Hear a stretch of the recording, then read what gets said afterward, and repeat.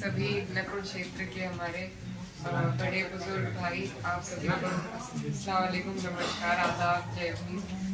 आज मेरा पहली बार आना हुआ यहाँ नकुड़ कस्बे में और चुनाव सर पर है।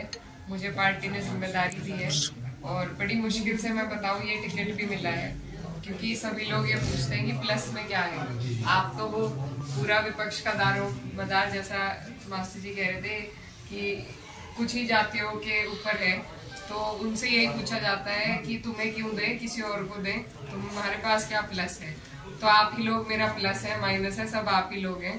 तो आपके बीच में मैं अपील करने आई हूँ कि आने वाले चुनाव में, ये चुनाव बहुत गंभीर चुनाव है और ये पिछले 2 टर्म से हम देख रहे हैं भाजपा की सरकार हम सबको किस तरीके से, क्या माहौल उन्होंने देश में बना दिया है सभी के लिए, और क्या विकास हुए हैं ये आप लोग सब जानते हैं। आपके क्षेत्र के क्या विकास हुए हैं, क्या मुद्दे उठे हैं, कौन आपका जनप्रतिनिधि है, कितना वो आपके बीच आए हैं, तो ये मुझे कहने की जरूरत नहीं, आप लोग इससे अच्छी तरह से वाकिफ हैं।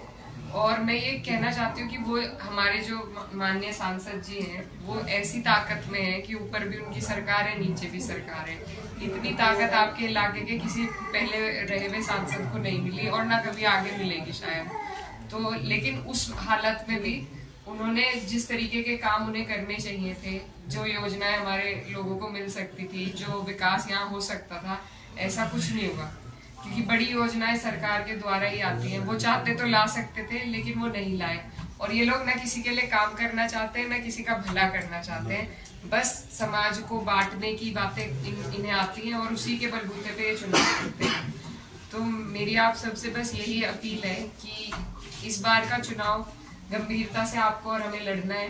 ये बहुत अहम चुनाव है। 2024 का चुनाव राष्ट्र का चुनाव है, नीतियां बनती हैं इस चुनाव से।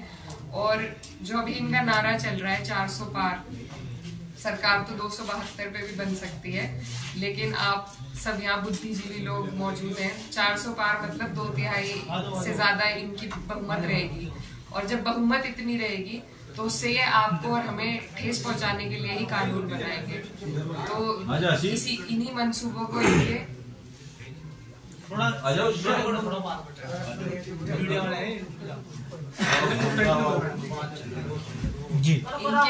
इन्हीं मंसूबों को विफल आपको और हमें मिलके करना है। ये आ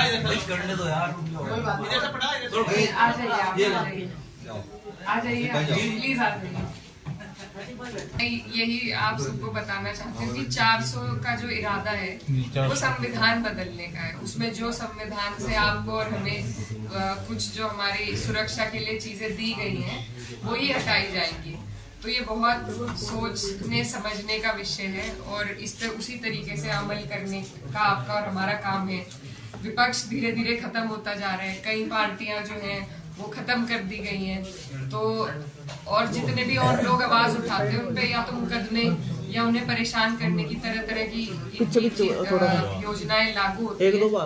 तो ये जो चुनाव है ये हमारे संविधान को बचाने का भी चुनाव है, और संविधान में हमारे बाबा साहब भीम अम्बेडकर जी ने जो हमारे लिए जो योजनाएं बनाई थी, उन्होंने जो कानून बनाए थे, जो वही हमारा सुरक्षा कवच है इस देश में, और वही अगर हमसे छिन जाएगा तो हम किसी काबिल नहीं रहेंगे।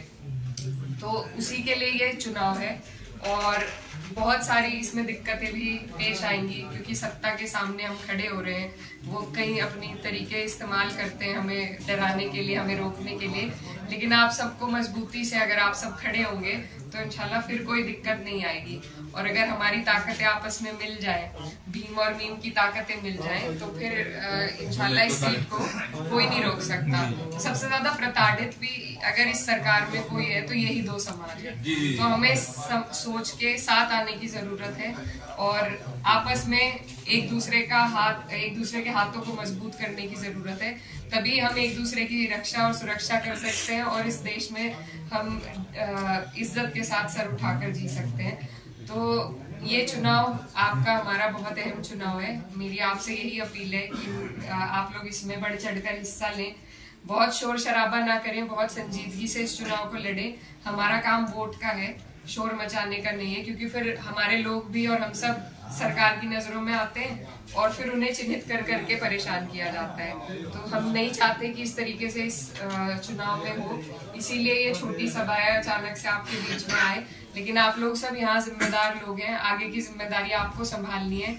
मैं इस क्षेत्र की भांजी हूँ और यहाँ सभी मेरे भाई हैं, मामा नाना हैं, तो और भी ज्यादा अपेक्षाएं आप सबसे हैं। तो इस चुनाव में आप लोग कोशिश करें कि हम इस सीट को भाजपा से रोक सकें और मैं अपना पूरा फर्ज जो एक जनप्रतिनिधि का होता है, संसद तक आवाज उठाने का और आपके बीच में मजबूती से आपकी लड़ाई लड़ने का, वो निभाने की पूरी कोशिश करूंगी। तो ये